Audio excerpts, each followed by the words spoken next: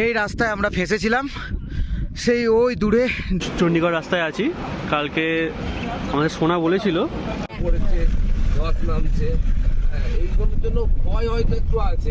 একদম মরুভূমির মধ্যে দিয়ে যাচ্ছিলাম, এই মনে হয় এবার একটু পাহাড়ে উঠবো, কিন্তু রাস্তা একটা যদি সামনে থাকে সে সামলাতে পারবে বা দেখতে পাবে যে কোনো গাড়ি, যে কোনো মানে। We are in Umlingla pass, world highest motorable pass.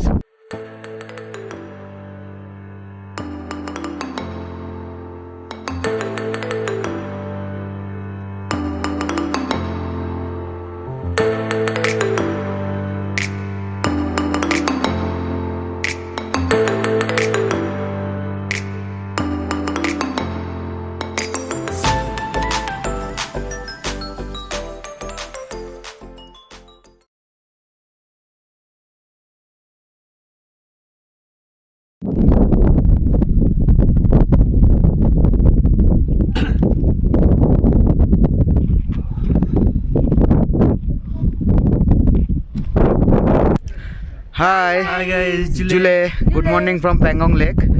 আমাদের পিছনে প্যাংগং লেক, সুন্দর প্যাংগং লেক দেখতে পাচ্ছেন। আমি বলবো বলো। Hello guys, good morning. Good morning from Pangong lake. আটকে যাচ্ছে কথা, মাইনাসের তলায় টেম্পারেচার, জল জমে যাচ্ছে। আমাদের বাথরুম থেকে শুরু করে খাওয়ার জল যে কটা রাত্রে আমরা গরম গরম রেখেছিলাম যে সকালে ইউজ করার জন্য, সকালে উঠে দেখি সব বরফ হয়ে গেছে, মানে এতটা পরিমাণ ঠান্ডা ছিল। যাই হোক, ব্রেকফাস্টটা খুব ভালো হয়েছে, গরম গরম আলু পরোটা সঙ্গে চা, উফ জমে গেছে জাস্ট। ওই মিল্ক টি। পেছনে আমাদের প্যাংগং লেক, সামনে আমাদের কটেজ, আর পাশে আমাদের গাড়ি মোচা হলো। এই যে গাড়ি আমাদের রেডি টু গো হানলে। কুলেনটা দেখা হলো, খুব ভাগ্য ভালো, কুলেনটা জমে না। অবশ্যই রিকমেন্ড করব, কেউ ডুপ্লিকেট মানে জল ঢালা কুলেন্ট নিয়ে এসো না, অবশ্যই কোম্পানির অরিজিনাল কুলেন্ট ঢেলে তবে আসবে, নাহলে এই ওয়েদারে জমে যাবে। স্টার্ট মারবো।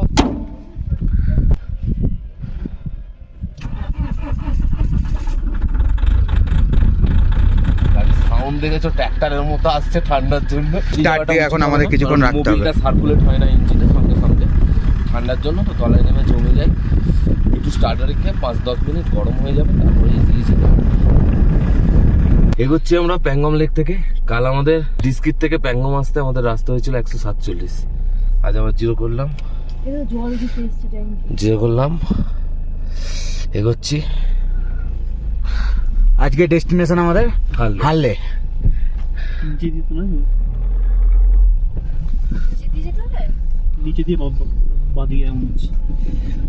লাস্ট বয়ের মতো দেখে নাও প্যাংগং লেক আমাদের তরফ থেকে। আমরা এখন বেরোলাম 8:30, এখনো প্যাংগং লেকে কেউ আসেনি। অ্যাকচুয়ালি আমাদের বেরোনোর প্ল্যান ছিল 7টায়, কিন্তু এত ঠান্ডার জন্য আমরা পারলাম না, দেরি করে প্যাংগং লেকে যথারীতি মানে ঝড় বইছে। ভোরবেলা ভয় লাগছে যে উপরের ছাদ না উড়ে যায়। এখানে ইলেকট্রিসিটি নেই, জেনারেটর প্রত্যেকটা হোমস্টে নিজস্ব জেনারেটর আছে, সেটা তারা সন্ধ্যে 7টা থেকে রাত্রি 10টা অবধি চালায়। Phone only for guest. Phone tone charge করার থাকলে বা কোনো কাজ থাকলে তার মধ্যে করে নিতে হবে।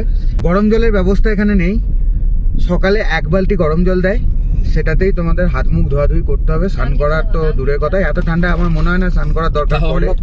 তাও আমরা করেছি কষ্ট করে, যেহেতু গাড়ি জার্নি করছি, একটা ব্যাপার থাকে। হ্যাঁ, আর তার থেকেও বড় ব্যাপার যেটা হলো, এখানে নেটওয়ার্ক একমাত্র বিএসএনএল পোস্টপেড ছাড়া এখনো পর্যন্ত আসেনি। আর সেটাও আবার সীমিত, সকাল থেকে ওই সন্ধ্যে 7টা পর্যন্ত সম্ভবত থাকে, তারপর আর নেটওয়ার্ক থাকে না। যারা ঘর থেকে বাইরে নেটওয়ার্ক ছাড়া একদম স্টে করতে চাও, তাহলে এখানে অবশ্যই আসতে পারো। একদম ফিল ফ্রি, ফিল চিল্ড। ঠান্ডাটাকে এনজয় করতে চাও তারাই এসো, যাদের ঠান্ডা নিয়ে প্রবলেম তারা এসো না, প্রচুর ঠান্ডা। আমরা তো ঠান্ডাটাকে খুব এনজয় করেছি, চরম এনজয় করেছি। সকালবেলা দেখলাম বরফ জমে গেছে সব। চলো आगे बढ़ते हैं हल्ले के रास्ते में। Yo let's go.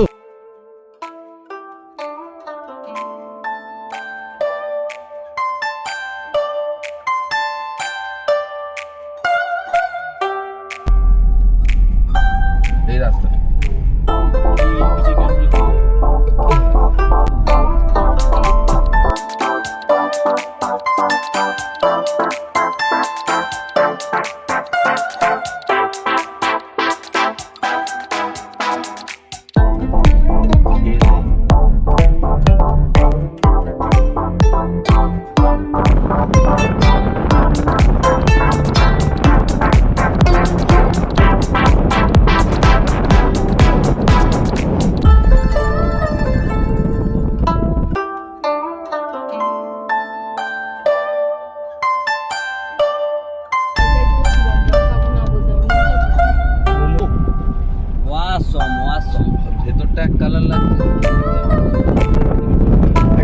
হয়ে গেছে।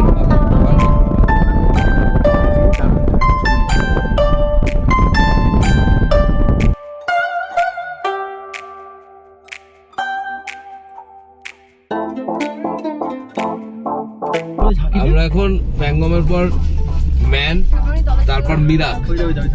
এটা মিরাক দেখতে পাচ্ছ, ম্যান আমরা ক্রস করে গেছি এবং মিরাকে ঢুকলাম জাস্ট। আনলের পথে পরে মিরাক এবং আমাদের সঙ্গে চলেছে একইভাবে সুন্দর প্যাংগম লেক। একটা রেড টাইপের ভ্যালি। এখানেও রিসর্ট টিসর্ট সব আছে। প্যাংগম লেক তোমরা এখানেও পাবে, থাকলে এখানেও থাকতে পারো, ম্যানেও থাকতে পারো। পুরোটাই প্যাংগম লেকের সাইডে সাইডে যাচ্ছে। এতটাই বড় প্যাংগম লেক, যেখানে খুশি থাকতে পারবে। ম্যান, মিরাক, এর পরেও একটা গ্রাম আছে, সেটার নামটা আমার মনে নাই ঠিক এই মুহূর্তে। মোটামুটি বাজেট ট্রিপ যদি হয় 400-500 টাকায় পেয়ে যাবে উইথ ফুড। এবার কেউ রিল্যাক্স চাই, কেউ লাক্সারি চাই, সেটা আলাদা ব্যাপার। সেরকম ব্যবস্থাও আছে এখানে। ওটাও একটা তোমার পাস আছে কিছু।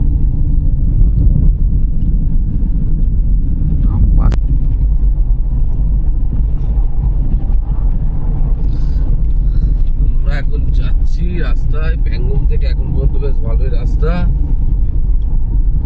প্যাংগম থেকে 50 কিলোমিটার চলে এলাম। ফুল বাসে করে তার দ্রুত চলে যাওয়া, এরপর বিষণ্ণ দিন বাজে না মনোবিন, অবসাদে ঘিরে থাকা সে দীর্ঘদিন। ইধার যাও। হাজার কবিতা বেকার সবিতা, হাজার কবিতা বেকার সবিতা।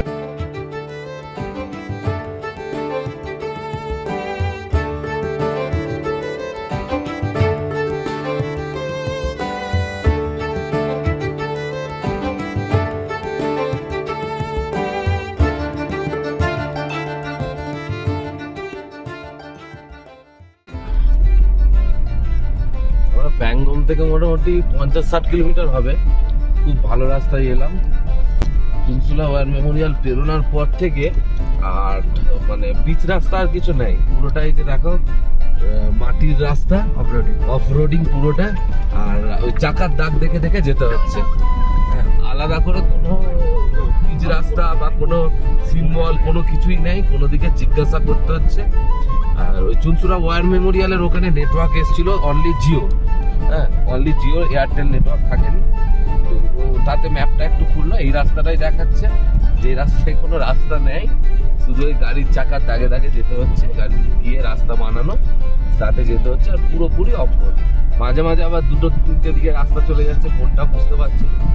তাও যেটাই বেশি চাকার দাগ সেটা দিয়ে যাচ্ছি। আর লোকজন এখানে কেউ কিচ্ছু নেই, জিজ্ঞাসা করার মতো কেউ নেই। তবে অসুবিধা হবে না, আরামসে যেতে পারবে। আমরাও তো যাচ্ছি এভাবে, আমাদেরও প্রথমবার। এভাবেই চলো আমাদের সাথে, পরে আরো দেখাচ্ছি রাস্তা।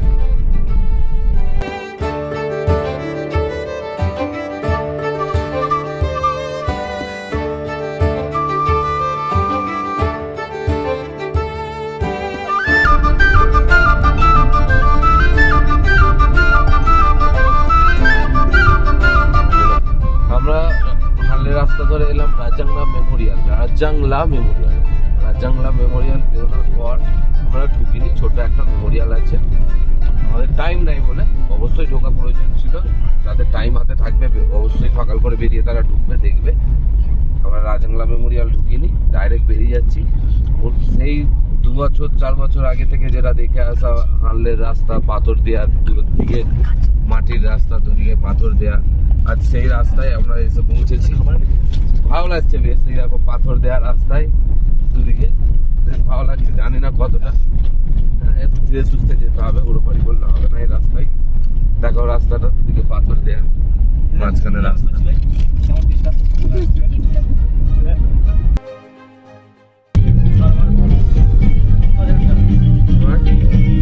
পাঁচটা দিয়ে ঢুকতো, ওই দেখো ওইটা দিয়ে ঢুকো, ওইটা দিয়ে ঢুকো, ওইটা দিয়ে ঘুরে ঢুকো, ঢুকে যাবে।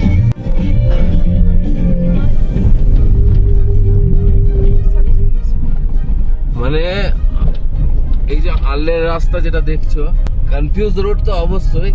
আর ভয়ানক রাস্তা। ভয়ানক বলতে কি, সমতল রাস্তা, সমতল যেতে পারবে ঠিক আছে, তো দূর দূর পর্যন্ত কেউ কোথাও নাই। মাঝখানে যদি গাড়ির কোনো প্রবলেম হয়, কোনো সাহায্যের কোনো আশা মনে হয় না পাওয়া যাবে।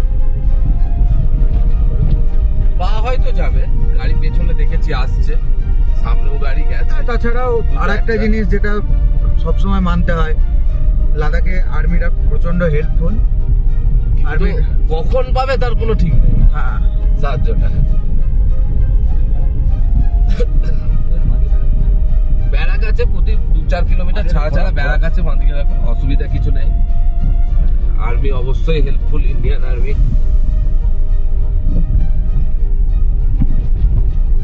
আমাদের গর্ব ইন্ডিয়ান আর্মি।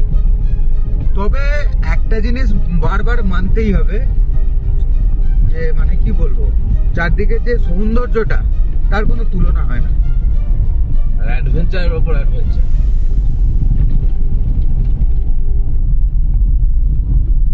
এক্সপ্লোর করার শেষ নেই।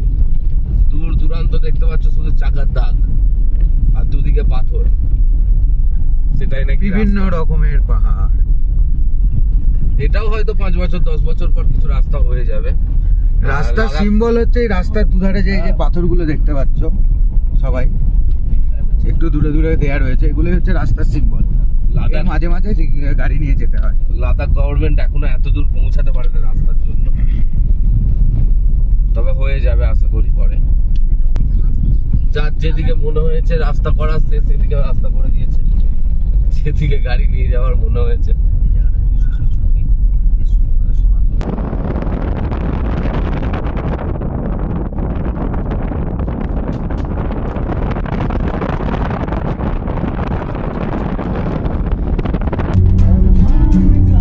আমরা পুরো মরুভূমির মাঝখান দিয়ে যাচ্ছি, লাদাখের মরুভূমির মাঝখান দিয়ে। ডিজার্ট সাফারিও আমাদের হয়ে যাচ্ছে। একদম মরুভূমির মধ্যে দিয়ে যাচ্ছিলাম, এই মনে হয় এবার একটু পাহাড়ে উঠবো, কিন্তু রাস্তা নেই। পাহাড়েও সেই একই মাটি। চলো, এত দূরে এসে একটা পাহাড়ের উপরে উঠলাম, হঠাৎ করে লেখা আছে হোমস্টে। এই উপরটা দেখছো বাঁদিকে, এইখানে নাকি হোমস্টে আছে। বাঁদিকটা দেখো, অসাধারণ জায়গায়, অসাধারণ। কয়েকটা ঘর এখানে হোমস্টে আছে, এখানেও থাকে মানুষ। তার সামনে নিচে হেলিপ্যাড আছে, হেলিপ্যাডটা আরবিদের জন্যই।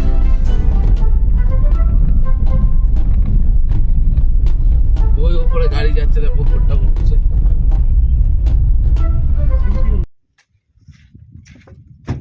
হ্যাঁ, আমাদের গাড়িটা একবার দেখা।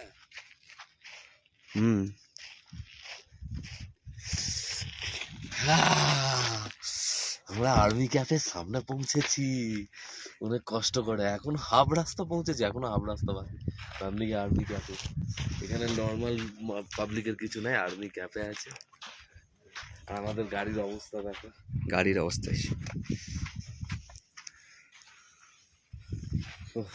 এটা হচ্ছে আমাদের গুরুদা, মানে শুভজিৎ চ্যাটার্জি। আর এটা হচ্ছে আমার খ্যাপা,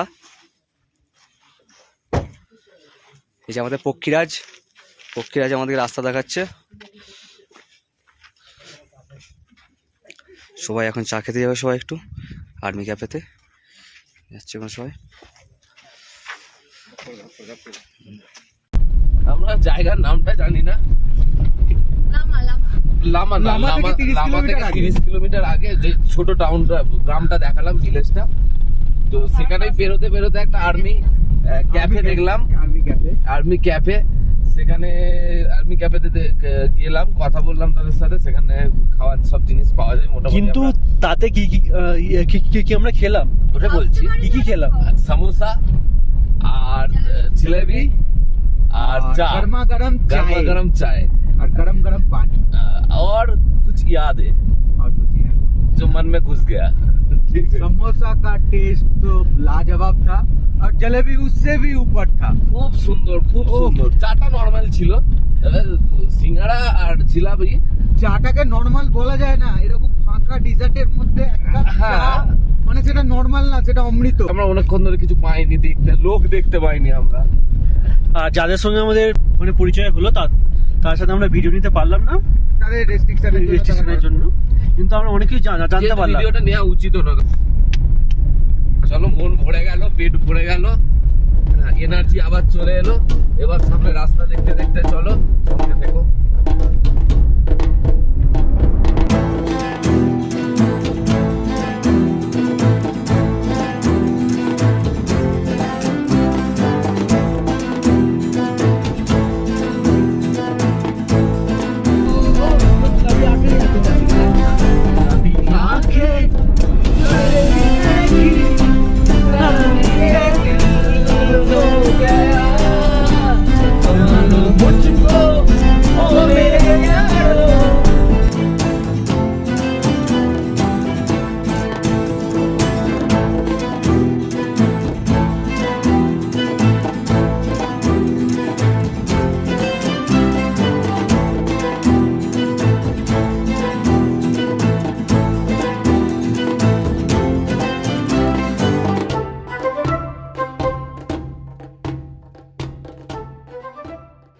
হারলেই কখনো বৃষ্টি হয় না, মানে এই এরিয়ায় কোনোদিন বৃষ্টি হয় না। যখন যেটুকু হয় সেটা স্নোফল, বৃষ্টি কোনোদিনও হয় না। লেহের দিকে যখন ওয়েদার খারাপ হয় তখন এইদিকেও ওয়েদার খারাপ হয়, সেটা স্নোফল হয়, শুধু বৃষ্টি হয় না, কারণ টেম্পারেচার এখানে খুব ডাউন। বরফ মোটামুটি 5-7 ফুট এরকম হাইট হয়ে যায় বলছে। ডিসেম্বরে বলছে 10-12 ফুট 14 ফুট এরকম হাইটে বরফ থাকে। মাঝখানে রাস্তাটা কেটে যাতায়াত চলে। আমাদের লোমা ঢোকার ঠিক আগেই একটা চেকপোস্ট ছিল, তো সেখানে পারমিট চেক হলো, গাড়িতে কজন আছে কি আছে না আছে ভালোভাবে খুব স্ট্রিক্টলি পারমিট চেক হলো এবং পারমিট দেখে সব কিছু লিখে অ্যাড্রেস লিখে অ্যালাউ করে দিল। অবশ্যই পারমিট দিতে হবে আর অবশ্যই সব ঠিকঠাক নাম লিখে ঠিকঠাকভাবে নিয়ে আসবে। Ladakh inner line permit website ডেসক্রিপশনে থাকবে, সেখান থেকে খুললে পেয়ে যাবে। চলো প্লিজ নেক্সট ডেস্টিনেশন দেখার জন্য subscribe on explore on wheel. এর পরে ডেস্টিনেশনে কি কোথায় যাই কি করছি তার জন্য চ্যানেলটাকে সাবস্ক্রাইব করুন আর ভিডিওটা দেখতে থাকুন এবং আমাদের ট্রিপের প্রত্যেকটা এপিসোড অবশ্যই দেখুন। সাবস্ক্রাইব করুন, লাইক করুন, যাতে উৎসাহ হয় এরকম এক্সপ্লোর করার জন্য, আরো তোমাদের কাছে তুলে ধরতে যেন পারি।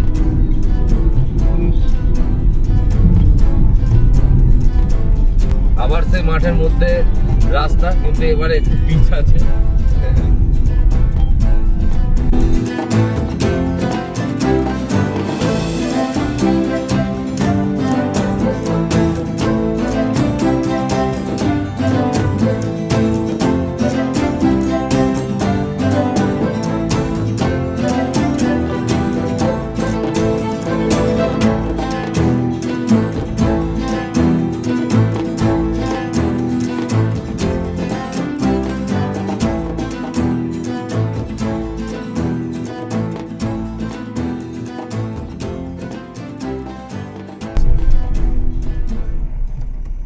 প্রচুর বালি, ডান দিকেও বালি।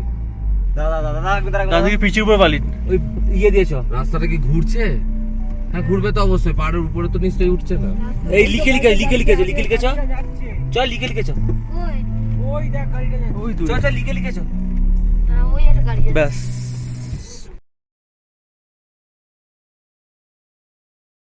ডেজার্টের মাঝখানে আছি, গাড়িটা ফেসে গেছে বলতো, সেই উদ্ধার গাড়ি চেষ্টা করা হচ্ছে। দেখতে পাচ্ছ তোমরা,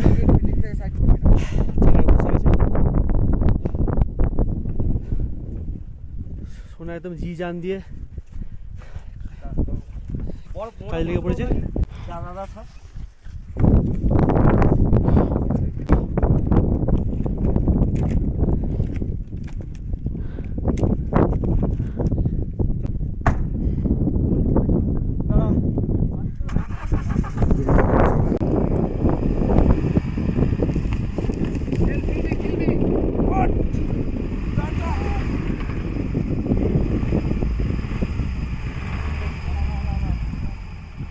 বসে আছে। ওখান থেকে উঠে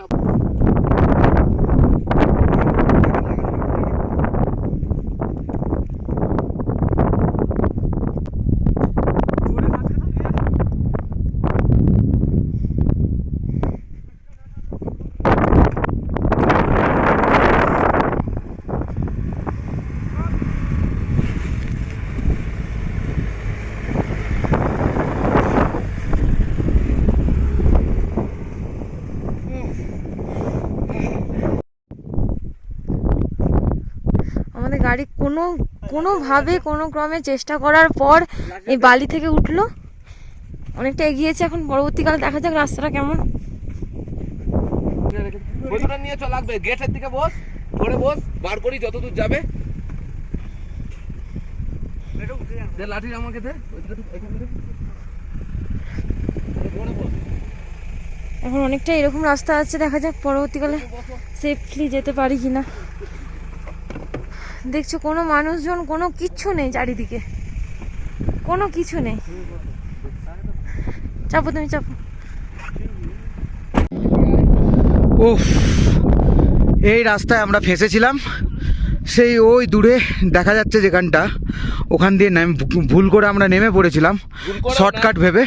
অ্যাকচুয়ালি আমরা মানে যেটা মেন পিচ রাস্তা ছিল, সেই রাস্তার উপর প্রচুর বালি ছিল দেখে ভেবেছিলাম গাড়ি ফেঁসে যাবে, তার জন্য শর্টকাট দিয়ে নামিয়ে দিয়েছিলাম। কিন্তু নামানোর পর আরও বেশি গাড়ি ফেঁসে গিয়ে পাক্কা 2 ঘন্টা থেকে 2.5 ঘন্টা লাগলো লাস্ট অবধি। ওই যে দূরে ওখানটা গিয়ে আটকে গেছিলো, আর পারছিলাম না। তবে একটি গুজরাটের দাদা গাড়ি নিয়ে আসছিল এবং আরেকজন লোকাল ড্রাইভার এখানকার, দুজনের এই দুটো গাড়ি দাঁড়িয়ে আমাদের প্রচুর হেল্প করেছে। তাদের প্রচেষ্টায় লাস্ট অবধি আমরা গাড়িটাকে এই রাস্তা অবধি তুলতে পেরেছি অনেক কষ্টে। সোনা, তুমি বলো তোমার বক্তব্য আজকের। লাদাকে এটুকুই বলবো, যতই গাড়ির দাগ থাক, যতই চাকার দাগ থাক, যাই থাক, শর্টকাট নেবে না, শর্টকাট নিতে যাবে না। আমরা নিতামও না, মেন রোডের ওপরে বালি ছিল প্রচুর, সেইটাতে স্কিড করবে তার ভয়ে বাঁদিকে শর্টকাটে অনেক চাকার দাগ ছিল, গেছে, সেটা দিয়ে নিয়েছিলাম। পরে বুঝলাম যে সেটা থেকে আর্মি ট্রাক গিয়েছিল, হাঁপিয়ে গেছি সবাই। গাড়ি আমরা অনেকটা নিয়ে চলে এসেছিলাম, সবাই হেল্প করে হয়ে গিয়েছিল। আর এখানে লোকাল লোক আছে, বারবার বলেছি প্রবলেমে কোনোদিন ফাঁসবে না, লোকাল লোক হেল্প। লোকাল যে দাদা এসেছিল সেই দাদা মানে লাস্ট অবধি যে হেল্পটা করেছে, নাহলে হয়তো আমরা আরও 4-5 ঘন্টা ফেসে থাকতে পারতাম। মানে বিরাটভাবে হেল্প করেছে। তো ফাইনালি আমরা আবার গাড়িতে চড়ে বসলাম, হানলের উদ্দেশ্যে আমাদের যাত্রা শুরু করলাম। শোনাইছ বল। অনেক ফাঁসার পর উঠে গেছি, ঠিক আছে, অসুবিধা নেই।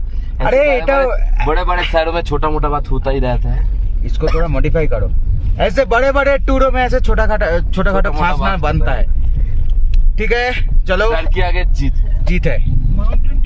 एक्सपीरियंस बनेगा। लादाख আর আরেকবার আরেকটা কথা, হাউ ইজ দ্য জোশ, হাউ ইজ দ্য জোশ, হাউ ইজ দ্য জোশ। চলো, লেটস গো টু হানলে।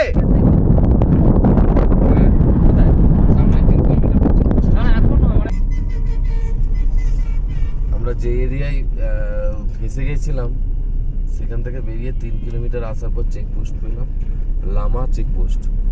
মানে লামার মধ্যেই লামা চেকপোস্ট, ইন্ডো তিব্বতীয় বর্ডার পুলিশের চেকপোস্ট ছিল। ওখানে ব্রিজের কাজ হচ্ছিল, সামনে একটা ব্রিজ ছিল, দেখানো হলো না। ব্রিজটার কাজ হচ্ছিল, রেস্ট্রিক্টেড ছিল বলে ওখানে ছবি ভিডিও কোনো কিছু তুলতে বারণ করলো। তো ব্রিজটার কাজ হচ্ছিল বলে প্রায় আরও 1 ঘন্টা আমাদেরকে ওখানে দাঁড়িয়ে যেতে বললো। ব্রিজের কাজ হওয়ার পর জাস্ট বেরিয়েছি। এবার ভালো রাস্তা মোটামুটি পেয়েছি লামা থেকে হানলে নাকি ভালো রাস্তা, দেখা যাক। সরু রাস্তা, বলো এই একই রাস্তা? হ্যাঁ, একটাই রাস্তা এবং নতুন রাস্তা, ভালো রাস্তা। চলো সামনে দেখাও।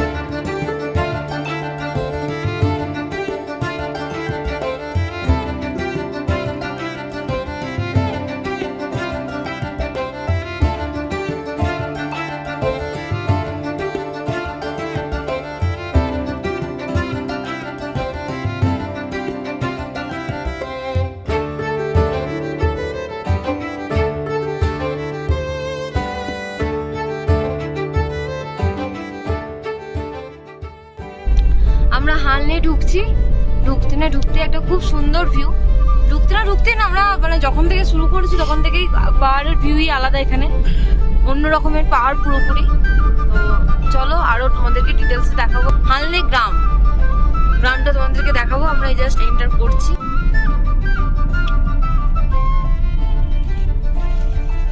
টু মিনিংলিয়া 92 কিলোমিটার ভায়া পটুলা।